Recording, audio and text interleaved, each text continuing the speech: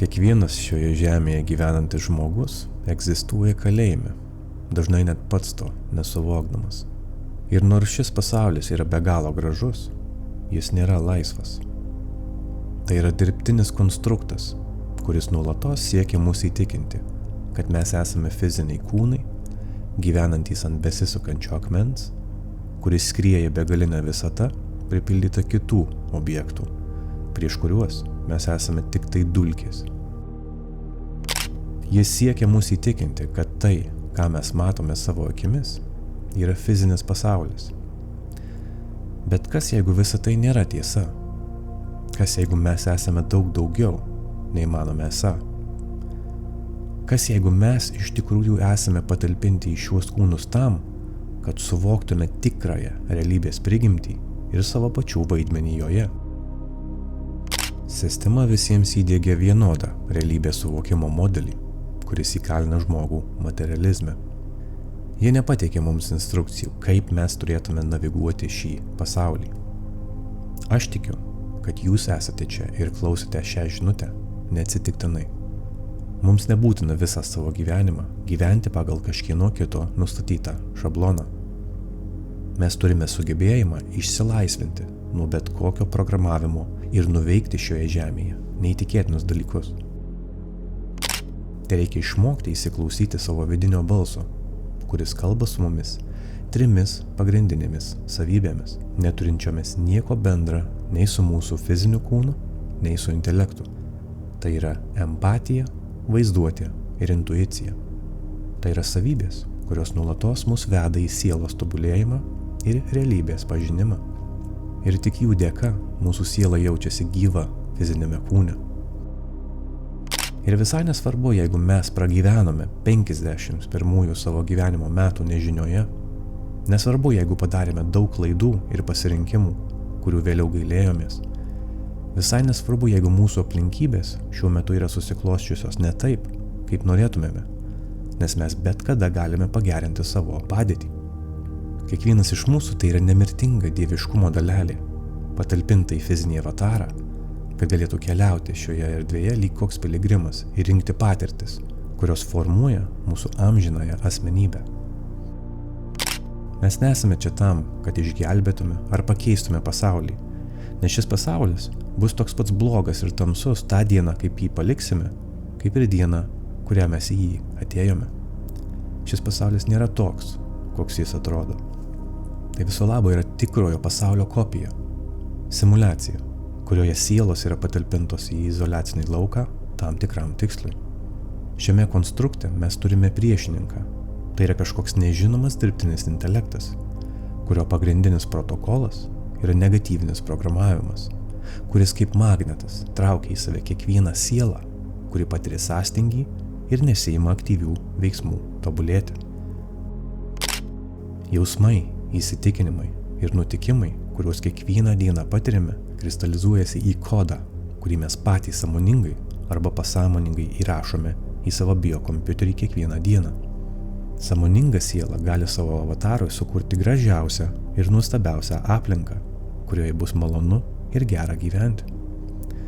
Tuo tarpu siela, kuri yra klampiame negatyvinėme programavime, dažnai tampa aplinkybių ir situacijų auka. Ir viskas, ko reikia norint išsivaduoti iš nepalankių gyvenimo aplinkybių, tai sąmoningai suvokti pagrindinį šios realybės veikimo principą. Tai, kad siela yra pakibusi tarp 2 skirtingų pasaulių. Vienas iš jų yra kolektyvas, tai yra dirbtinio intelekto valdomas pasaulis, kuriame sielos yra suskirstytos į tam tikras nišas, valdomas per įsitikinimų sistemą. Žmogus, kuris priskiria save vienam iš tokių kontrolės mechanizmų, kaip pavyzdžiui krikščionis, musulmonas, demokratas, konservatorius ir taip toliau, tampa lengvai nuspėjamas. Jis uždaro save į dėžutę ir tampa lengvu negatyvinio programavimo grobiu. Valdyti tokio žmogaus pasąmonę yra kur kas lengviau ir jo realybės formavimas kainuoja dirbtiniam intelektui mažiausiai energijos. Tuo tarpu asmeninė realybė kiekvienam iš mūsų yra subjektyvi. Panorėję, mes galime sąmoningai ją formuoti ir atverti realybės tunelius, kuriuose slypi visi mūsų norai ir troškimai. Šis nežymus poslinkis mūsų mąstysenoje yra svarbiausias dalykas, norint atrakinti tikrąjį šio pasaulio grožį. Simuliacija tai lyg neutralus laukas. Jeigu mes nesiėmame aktyvių veiksmų formuoti gyvenimą pagal savo pačių numatytą programą, jeigu nesiėmame iniciatyvos kurti savo aplinkybės, tuomet jis lieka neutralus. Tas neutralumas yra puikiai terpė negatyviniam programavimui, kuris pasigrobia sielą ir patalpina ją sąstingio požemiuose. Bet jeigu mes kiekvieną rytą atsibudę savo pasakome, kad realybė tai yra mūsų draugas, dėkojame jai už viską, ką turime ir dar tik turėsime, pripildome kiekvieną savo ląstelę pozityvumu, mes akimirksniu pakeičiame šio santykio dinamiką ir sudarome tinkamas sąlygas kūrybai. Belieka tik tai nusimatyti tikslą, kaip įmanoma labiau jį detalizuoti, išprojektuoti tą tikslą visatai ir imtis aktyvių veiksmų jį realizuoti. Realybė, pajutusi, kad nemirtinga siela prabudo ir prisipildė pozityvumo, kaip mat persivers iš neutralios būsenos į pozityvę ir pradės mums kurti naujus realybės tunelius, traukdama į juos aplinkybės, patirtis, žmones ir kitus objektus, kurie palaiko mūsų numatytą viziją. Pasirodžiusios palankios aplinkybės staiga mums padės suvokti, kad šis procesas veikia, o įvairios sinchronizacijos užtvirtins, kad judame tinkamą kryptimi ir pamažu mes pradėsime prisiminti savo prigimtinę galią, tą didingumą, tą ryšį su kūrėju ir tą vidinį vaiką, kuris slypia visų mūsų viduje. Staiga mes pajusime, kad visas tas sistemos transliuojamas triukšmas tai yra tik spąstai pasivokti mūsų kūrybinę energiją. Energija, kuri nėra skirta žiūrėti televizorių, skrolinti telefone, ginčytis su kitais, bijoti, nerimauti, tinginiauti, apkalbinėti, skaudinti ar tenkinti kitų užgaidas.